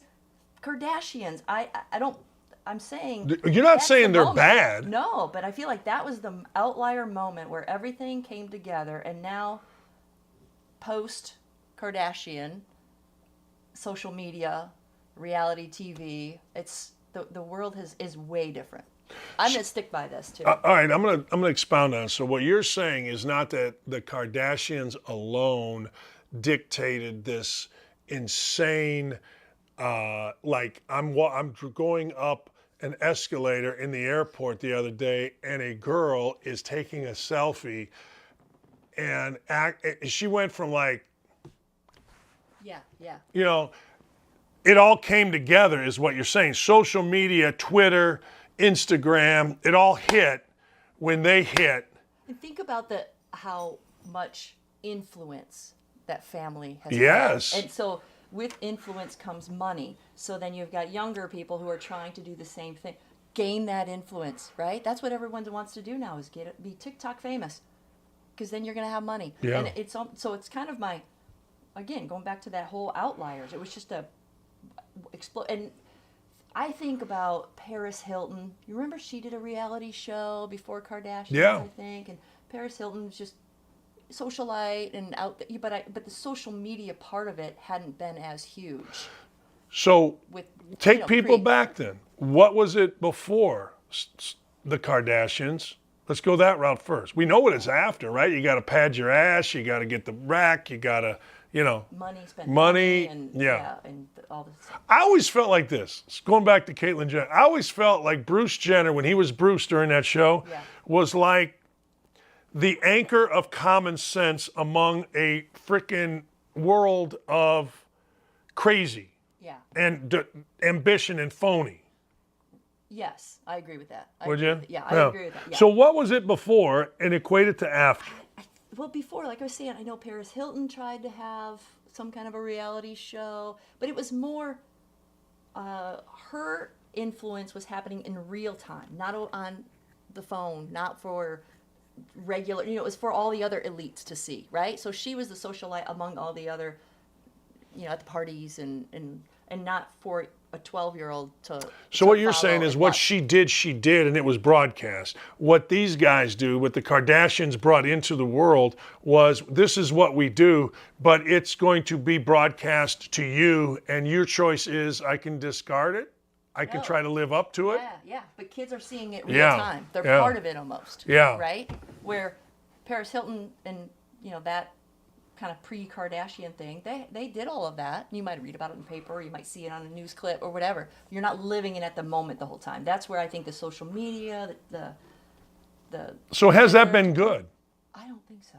I feel like our kids are, we talk about social media and what it's done to people, and I feel like our kids they don't know what's real. Do you think a kindergartner should be talked to about sex? No, I don't. I think, especially. Think about that especially, question. I don't want another person who. I don't want to get in trouble, but I don't want another person who maybe doesn't even have their own kids. Right. Try to explain to my kids what their lifestyle is. That's your lifestyle. Go do your lifestyle and be you. But it's not their job to then explain it. I'll take care of that. That's what I'm saying. I don't blame the Kardashians for this. When did school not become about reading, writing, arithmeticing? When did it become about, hey, I am transgender and I want to teach you about my transgenderness when you are in kindergarten through third grade? And how could that possibly be bad to say you don't want that? I need to think about this for my next theory, because I can't it's very recent though. Very recent. You know what I mean? And I don't know if it was the DeSantis bill in Florida that really sparked everything. I don't know. I feel like now everybody, like, maybe it was going on and he brought light to it. I don't know. As a mother, Yeah. Tegan comes home in third grade and says, hey, Mr. McGillicuddy just taught us all about transitioning from a male to a female, and he wants us to explore who we really are. How are you reacting to that? I don't know if Tegan's going back to Mr. McGillicuddy's class. Or I don't Mrs. know. McGillicuddy, whatever. I have a real problem with, first of all, why are we sexualizing children? Why are we talking about sex all the time? Why are we shoving it down their throats? When you were in third grade, were you talking about any of this stuff? I got thrown out of my third grade class. Well, you were looking at boobs. Okay, but that's... No, I wasn't. I was throwing pencils in the air and I was flipping off frickin'... Oh, I thought you were looking Oh, at boobs. come on. No. I mean, and you may have as a third grader, Yeah, but that's man. your thing. Yeah, I mean, what are you going to do? you don't need to know if your teacher's married. You don't need to know that. I don't think I ever knew. No, it's Miss or Mrs. Maybe that's the only way I knew was by... But Why can't we just teach in school? Yeah, we're losing that. Our kids are not getting smarter. They might be more socially aware Of what? of whatever the next, I mean, whatever the next issue is. They're like, oh, there's. you and I go out. that. You and I went out last night. You and I and Jared went out last night. I wonder if this happens to you all. You go out last night and you read all this stuff if you're on social media. I'm on social media because I'm promoting the show and I'm literally psychotic about getting more views. It drives me nuts. But we go out last night and there is literally, I believe this, we went to St. Elmo's, famous place in Indy. Jared had never been there. We went and got appetizers and we walked down the street, took him to the Slippery Noodle, which is the world's oldest bar, Indy's old, whatever it is. It's a famous, place, okay? Not one thing in that 4, 3, whatever it is, hour time frame that we were out was the same as what I read on social media. Not one thing. Zero. It was people being out. Yes. It was people having a beer. It was people eating dinner. It was people having shrimp kind. And then you go back to this and it's like chaos. Oh my God. The real world is so disconnected, I think, from what social media tells us the real world is. Would you agree with that? Yeah, 100%. And I feel like people have to realize that. I don't think we do. They have to realize it, and they have to, it's not reality. All of the social media, it's not real. They have to realize that, but it's shoved down our throats. I don't like that. Yeah, everything is.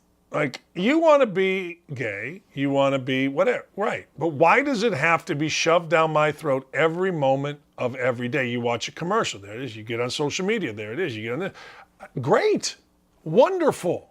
Yay, right. And maybe I don't understand it from the other side. Maybe the more would you think this? Maybe the more you bring it out, the more socially acceptable it becomes. Yeah, in somebody's mind. Yeah, I think in somebody's mind. I feel like it was probably more acceptable than people really let on. I have a hard time agreeing with that because I didn't go Why? through it.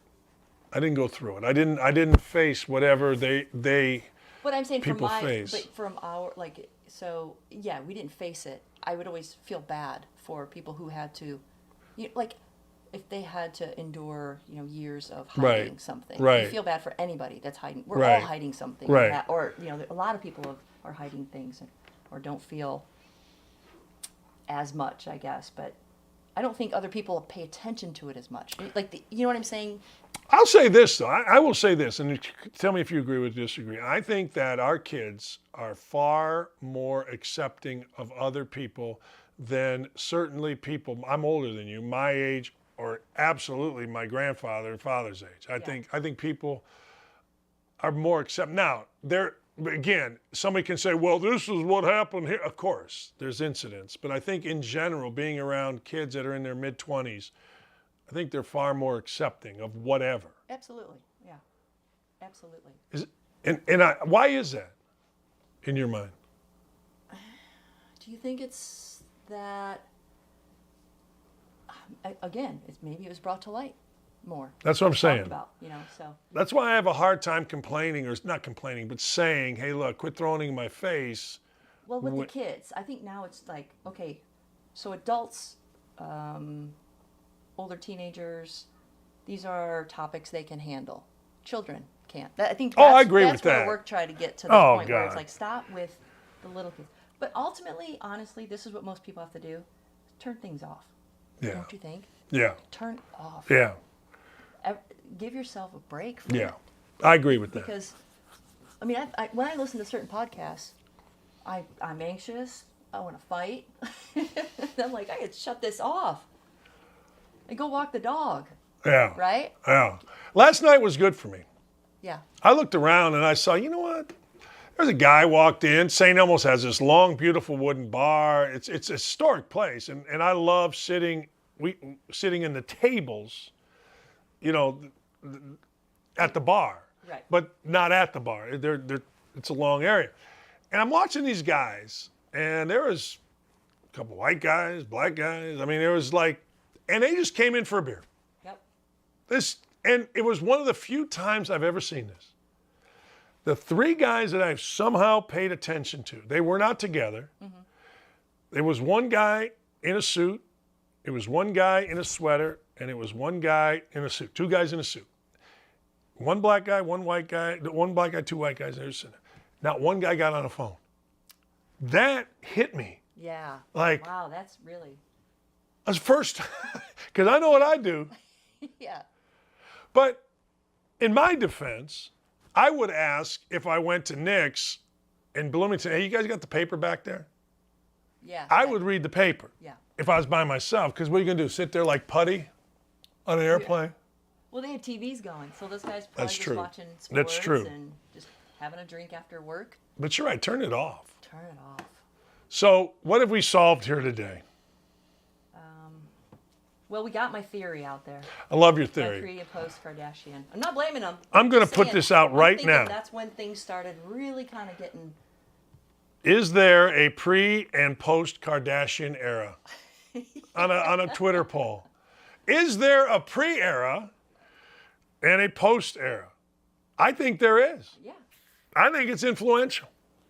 it's pretty solid. All right. I've done no research on it at all. It literally popped in my head and then I expanded.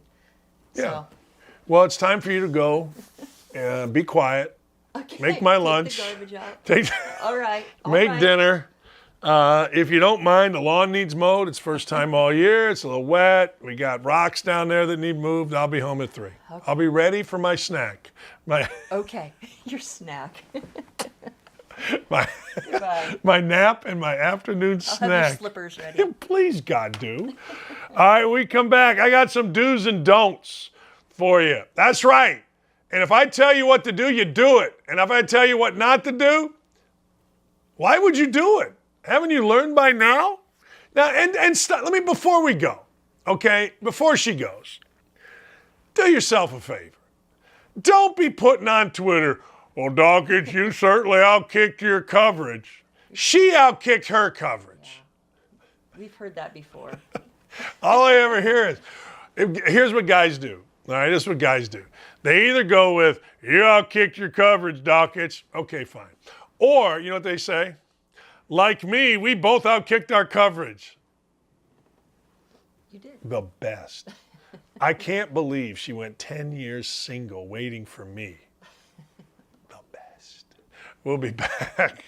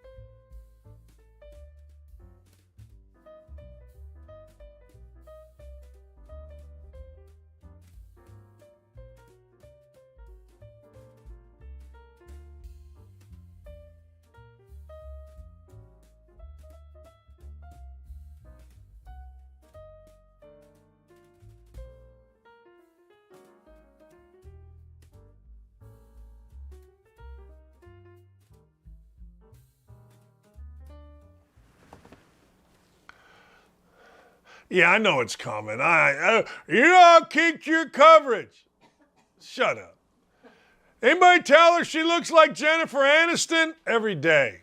Every day we go to the airport and they say, man, you guys look like Brad Pitt and Jennifer Aniston, except you're a lot taller than Brad Pitt. That's right. That's what they say. Or maybe not. Sports fans, I've told you earlier today, we are losing the battle. We're losing the battle. Clayton Kershaw can't go. Seriously, let me ask you this. I haven't been on the YouTube chat. I got to get back on the YouTube chat. The YouTube chat is, there's no way those of you on the YouTube chat could possibly disagree with me saying, hey, let's go. Clayton Kershaw, you got a perfect game. I understand why not. Don't get me wrong. All right, there are some very important do's and don'ts that I want to get into with y'all. Do. You ready? Do yourself a favor. Do yourself a favor. Get a rescue dog. I'm going to go into why. Okay? Here's why. Number one, makes you look good. Like, Keith Olbermann is literally the worst public person. Keith Olbermann, when you see Keith Olbermann and any quotes that Keith Olbermann make, it is vile, it is hateful. Hurt people defines Keith Olbermann. He's the worst. But what Keith Olbermann does is this. Keith Olbermann has like little puppies that he tries to help on his YouTube chat or on his Twitter page. I'm telling you. It helps. It's the only redeeming quality of Olbermann. Now, you got to understand something. I don't like dogs. I am not a dog person. I never had a dog growing up. When my brother and I were little, my brother was 2 years older than me, this dog of our neighbors, we lived in this little apartment in Gary, across from what is now IUN. This dog was our neighbor's dog. Came into the apartment, bit my brother. You know what my brother did? My brother bit the dog right back. That's right. The dog took a hunk out of his right cheek. He went and bit the dog right on his left cheek. I was like 2, and I remember it. I don't know if I was 2, but I remember it. I remember it to this day. My brother had a bite mark on his cheek, and the dog went yelping away. I don't like dogs. I don't care about dogs, but you know what happened? the lovely Leigh Ross got a rescue dog. And now I kind of like dogs. I don't love them. If the dog died, I'd say I had a good run. It wouldn't be weepy. I'd dig a hole out here. I'd go get a stone next to whatever the people that own the house before us. But I'm telling you, your rescue dog solves a lot of problems. When people, one time, guys, well, you suck, Dakich. You're the worst. I'm the worst. I bet you don't have a rescue dog. I do. Name is Lula. We got her out of a dumpster. Yeah, that's right. A rescue dog solves all of your problems. It does. If somebody thinks you're a bad person, what are you talking about? I got a rescue dog. You walk down the street, you got a dog, somebody says, hey, that's a good-looking dog. Where'd you get it? That's a rescue. I don't even like them, but I use them. It's like one of my favorite shows is 2.5 Men. And when Jake moved in with Charlie, his little nephew, he took him to the supermarket to hit on women. I don't use it to hit on women. I didn't have it when I was single after being divorced. But I'll tell you this, when I walk around with it, I want to make me look better. That's it. So get a rescue dog. When my daughter was little, we used to go to the mall in Bloomington when I was back there in 2007 and 8. And I would take her on like whatever day we had, like Monday or whatever. And we would go and we would look at these little Pomeranian dogs. And they were these little cute dogs. And my daughter always looked cute with them. All right? But I never got a dog. Why? Well, because I didn't want a dog. Simple as that. I don't want a dog. Well, where'd you get your dog? Well, you know, this dog cost us $5,000 and it was from the kennel. Blah, blah, blah, blah, blah. Get yourself a rescue dog and you become a hero. I'll tell you one thing I'm tired of, and I know you are too. I'm tired of dogs in airports. I had enough. Dogs in frickin' airport. That's abuse. Here's what they're doing. People, there's a nice thing. Service dogs a nice thing. But now people are abusing it. And I don't like it. I don't like it one bit. No more dogs in airports unless they're sniffing for drugs or they're absolutely necessary. Maybe a blind person. I don't know. No more dogs. Man, here's a don't. Don't get hooked on the Real Housewives of anything. I don't care whether you think Deidre is hot. I don't care whether you think the women of whatever. No. It's like a drug, this thing. This thing, particularly the ladies of New Jersey, they fight. Like they throw things in public restaurants. Like I don't know if it's real. I don't know if it's fake. I don't care. But I'm telling you, you get hooked on these things. Even as a guy, you're like, damn, are they going to fight here at this long table in the middle of whatever the fancy restaurant in New York City is? Are they going to throw things? Is this what's going to happen? I'm telling you, like, I'm embarrassed to say this, but I will say it. I did like watching the Kardashians for a stretch. I did. I don't know why. I just did. I am hooked on whatever my wife watches. Whatever Leigh goes, whether it is the OC, whether it is Beverly Hills, whether it is New York, whether it is New Jersey. We tried Dallas. That was too fake. Utah, no interest. But for some reason, those 4 Real Housewives of stupidity, they grabbed me. And I'm telling you, it's like I've never done drugs. I've never smoked weed. I've never done heroin or crack or any of that stuff. But I'm telling you, I know people that have, and they always say the same thing. It grabs you. It pulls you in. It takes you from here and brings you into its world. And that's what these shows do. And you're sitting there as an adult male. You're sitting there going, why? Is there something right now in your life where you go, why? Like, what do people call it? A guilty pleasure? Where it's like, why am I wasting my time on this? Why am I doing this? Why did I drive 30 miles to get this antique? Whatever it is, the worst of all of these is getting hooked on that. See, I am an addictive personality. And I got hooked on The Bachelor and The Bachelorette until it just became too stupid. It just became too stupid.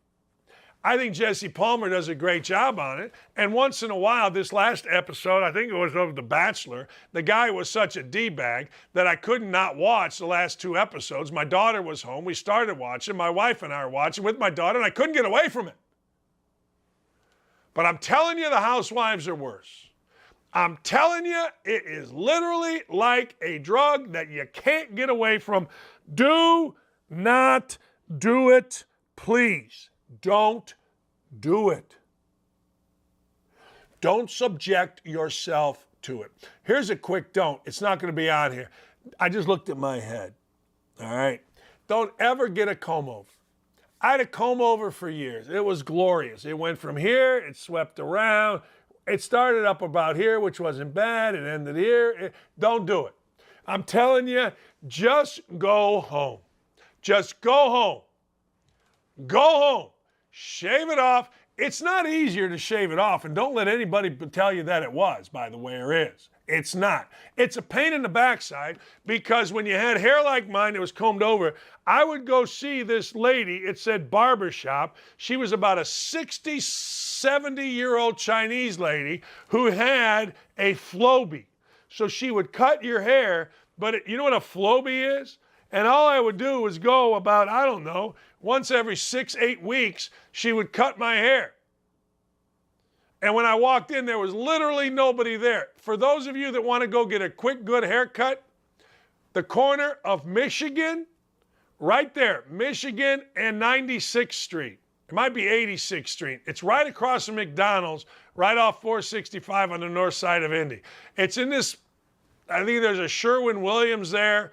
There might be still, hopefully, a brew pub, and it just says barber on it. And it's always the same lady. She does not speak English. She will give you a shave, but it will be with a yellow Bic. Yeah, that's right. It's not a straight edge. And your face is all cut up, but she got a Flowbee.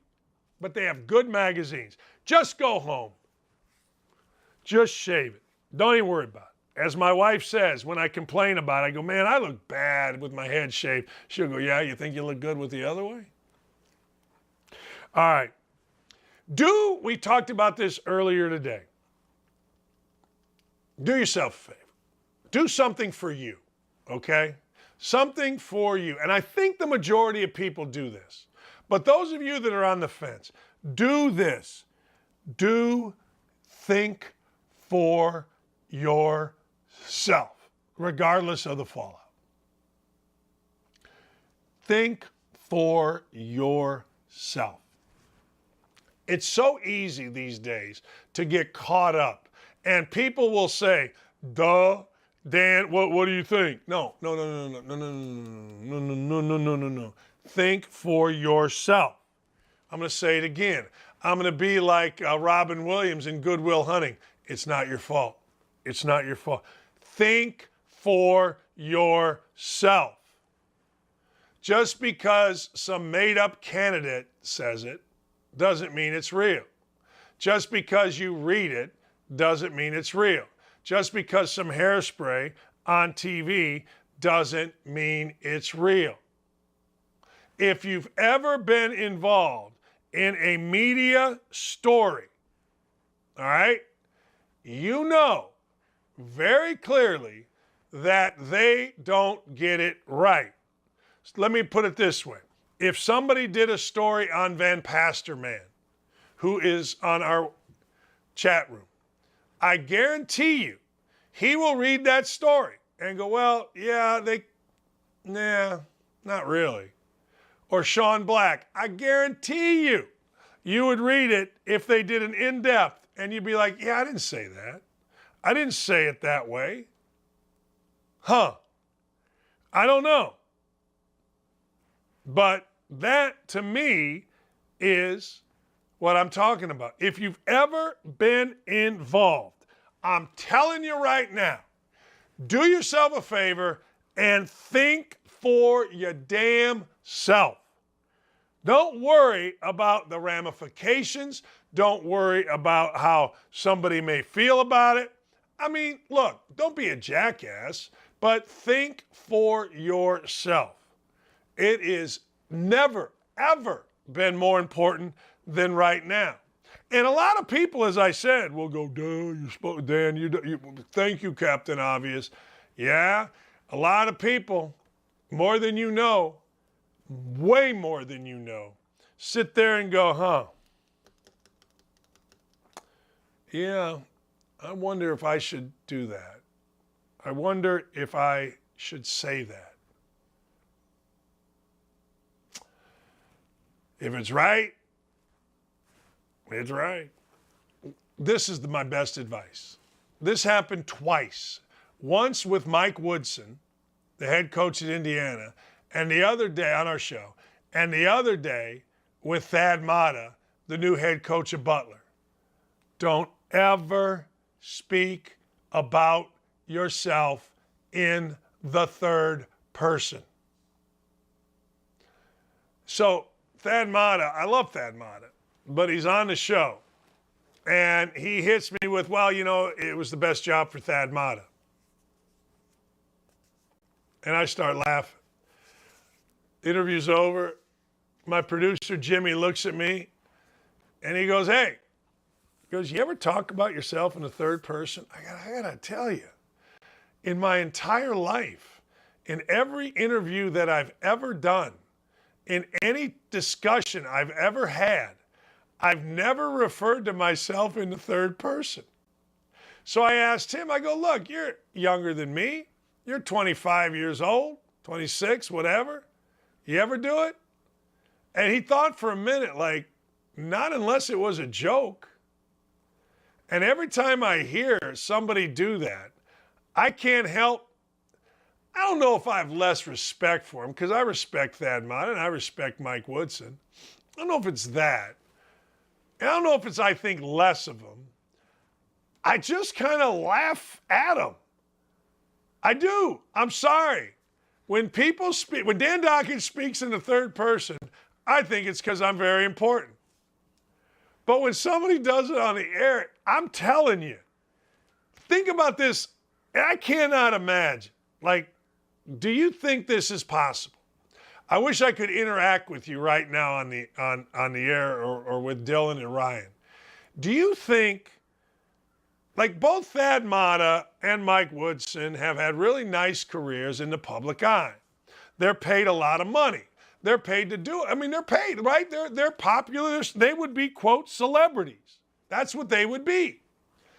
Do you think it's only celebrities that talk about themselves in the third person? Have you ever been to a dinner party, say, where all of a sudden, out of the blue, somebody starts talking in the third person?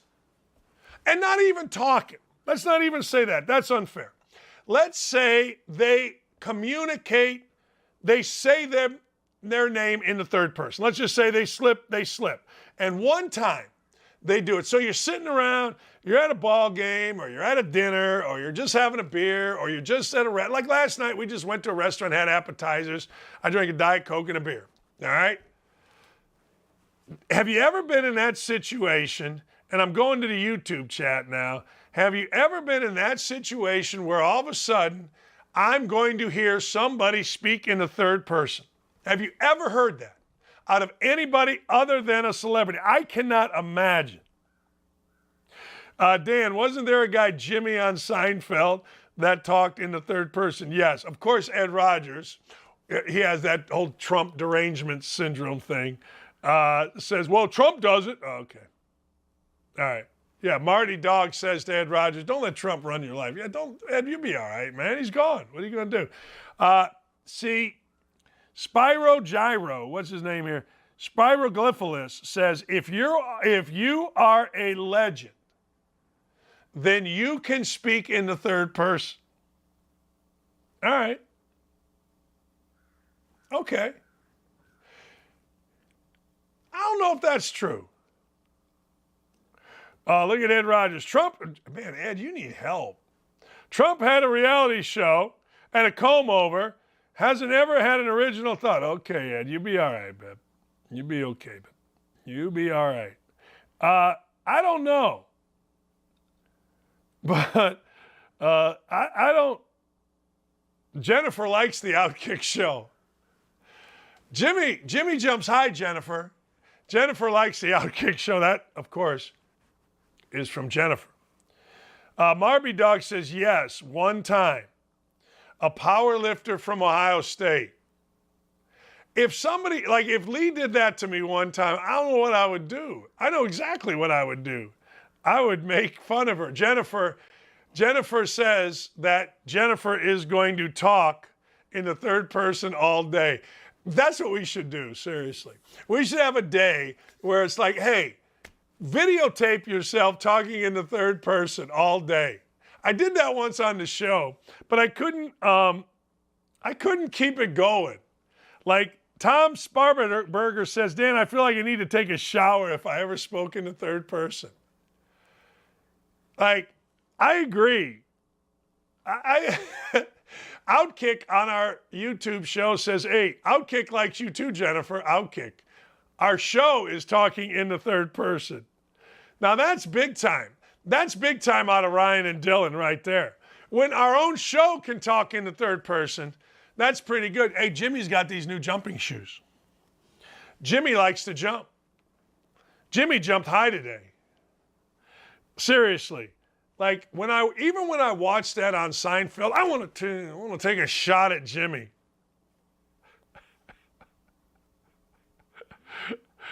Don't take yourself that serious that you are going to talk in the third person. Eva Ray Hoosier says, drinking game, take a dump every time DD mentions Dana Bembau or the Indy Star. Okay. All right. I don't know why you want to go to the bathroom that much, but hey, that's your thing, not mine. Danny doesn't care what you do. Danny doesn't care if you take maybe you meant shot. I don't know. I assume you did. But, you know, if you're going to criticize me, at least get on the right side here. There are baseball games today, and I am not happy with my performance as a gambler of late. Trae Young really let me down in the first half. I mean, Trae Young would have had 40 last night. Hey, have I mentioned today that Miles Bridges is exactly what I said Miles Bridges would be? Which is a guy with no game. Now, I'm not saying he can't make a basket or two. Hell, everybody make a basket in the NBA. But I got my brains beat out last night gambling. Let me tell you what I did yesterday so you understand how bad I was. Trae Young, over 30.5, lost. I took the Hornets, lost. Trae Young, I bet him again, lost. The Cubs, lost. That's it. It was a horrible day. Awful. Ugh. And I'm going to try to make it up to you. I am. I'm gonna, but for some reason, the app that I'm on has Major League Baseball from like 6 days ago. It's got Charlotte and the Hornets playing again tonight. So I'm gonna have to refresh this, just a tad. But anyway, baseball is the hardest sport to bet on, in my opinion. There's a 110 game. The 110 game is Tampa Bay against the Oakland Athletics. Then there's a 210 game. The White Sox taking on the Mariners. Now, my long bet of the year is the White Sox. The White Sox, to me, I'm hoping anyway, that they can go ahead and win a few games, 92 in particular. That's my long bet. Oh, man. That's my long bet of the year. But so, having said that, I'm going to take the White Sox today. The only reason I'm taking the White Sox, and this is exactly how you lose. You lose doing what I'm doing today, okay? Sometimes I think we all talk about how to win in gambling. I want to tell you how you lose in gambling. You win in gambling by only betting things that you know about. You win, and this is what I did in the NCAA tournament. I made no bets that I didn't believe would win. I ended up taking $250 and made $4,100 on it. It was a long process. It wasn't like, I don't know, I think I had one bet over $100. But anyway, long story short, oh man, we got an adult webcam lady in our YouTube chat. But here's the deal. I, for whatever the reason, get on this show and I decide I've got to make a bet, and I don't know why. Today's bet, I'm taking the White Sox. I don't know anything about any of the team. I know the White Sox have a hella offense. I know the Mariners are okay, and that's all I got. That's it. Bill Martin says, Bill is going to the Cubs-Rockies game tonight. Ryan says, Bill, have a great time. That's from Ryan. Jennifer is saying this. Jennifer hopes Bill has fun at the Rockies game. Go Rockies. I'm telling you. Oh, man. And now we got all the little hookers on here. Webcam, chat, yeah. You know, hey, Ryan, you guys can delete those if you'd like. Baseball is easiest for me personally, but in the long run, we're all screwed. So, Spiroglyphus, I want to know, how do you bet baseball? Like, if you take the time to really research it, you got a chance. But I'm bad. Like, baseball to me is hard because one guy gets one hit late. Look, we all talk about this in the playoffs. Everybody discusses in the playoffs what's the most important thing in the playoff. Timely hitting and a good bullpen. Well, as soft as baseball players are, and we saw it last night once again with Clayton Kershaw, 80 pitches, 13 strikeouts, a perfect game going. Through 7. He's got to get 6 more outs. And he couldn't go out there in the 8th, and he looked so happy not to go out there. So bullpen, important. Clutch hit, important. We all talk about it in the baseball playoffs, but it's no different today. It's no different today. None. 0, zip. No different. None. It is absolutely the same today at, I call it Comiskey, Guaranteed Rate Field or whatever the hell White Sox Park is. It's the same this afternoon as it is in the playoffs.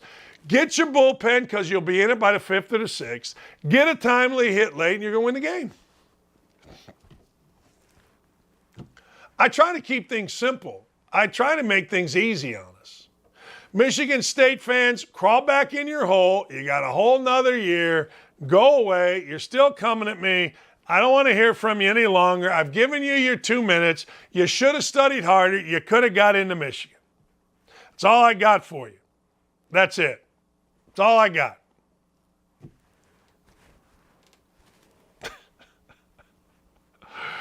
Hey, Dan, so did Bridges bang your wife? Oh, okay. All right. Yeah, that's Michigan State fan for you, man. That is Michigan State level right there. The level of stupidity is wonderful. The level of vulgar, but we've seen it in other areas at that place, right? Michigan State, come on. All right, let's tell you what's happening this weekend. This is my last show of the week. I go Monday through Thursday, and I ain't mad about it. But this week starts the USFL, which means, ladies and gentlemen, this week starts Outkick the Tailgate. I participated in Outkick the Tailgate. I had a great time at Outkick the Tailgate. I've watched Outkick the Tailgate. You're going to like it. It is this Saturday, the 16th. Chad Withrow, Jill Savage, and many, many guests. It is the Washington Generals. No, that's not. That's basketball. The New Jersey Generals against the Birmingham Stallions. You can watch it at 7:30 Eastern Time on Fox. If you want tickets, you can go to theusfl.com. Get yourself some tickets. It'll be a beautiful night in Birmingham and watch some foots. I'm going to be watching. I mean, what do I got on Saturday night? I'm actually going to be studying this because I feel like I'm going to need to make a comeback. Unless the White Sox win, my account's getting down to about 100. That ain't so good. But so I'm going to be watching. I don't know why you wouldn't be watching. I mean, what the hell? We've had a great week here. And again, my peeps, Can't thank you all enough. I got a group of peeps that watch on YouTube, and they're awesome. We got to come up with a name for like Jennifer and Sean Van Pastor, man, Joe. All these guys are on. Nick Chaplin. We got to come up with a name. Somebody come up with a name. If we come up with a name, I don't know, I think that'd be cool. Elon Musk, hats off to you. Hope you end up getting the deal done with Twitter. I do. I hope Trae Young and the Atlanta Hawks get into the playoffs. I think that'd be great. I think that'd be fun. I think that'd be great. I hope they do it. I do. They got one more to win. I mean, get in the real playoffs. You know what I'm saying? Miles Bridges, enjoy your day off or year off. Come back, sign yourself a $173 million contract. Go get him, write some diss tracks. Good for you. Baker Mayfield, what can I tell you? They signed a guy that led his team to 4-12, has 22 civil suits for abusing and being predatory towards women, has 18 more suits, not suits, but 18 more women that he has to go in front of a judge and explain his behavior to, and yet they didn't think you were better than that. I think you're right. I think they disrespected you, or maybe you just suck. Maybe they've just had enough of you. Anything else here? No, that's good. Kershaw, let's go. What are you doing? We'll be back talking to you on Monday. Thank you, Ryan, for a great week. Thank you, Dylan, for a great week. To all our guests, awesome. To all the people that watch, thank you. Please do me a favor and share it on all your social media accounts. We want to continue to build this thing into the go-to spot for people in the morning for sports. Have a great weekend, everybody. Enjoy yourself. Stay safe. Dakich out. Boom.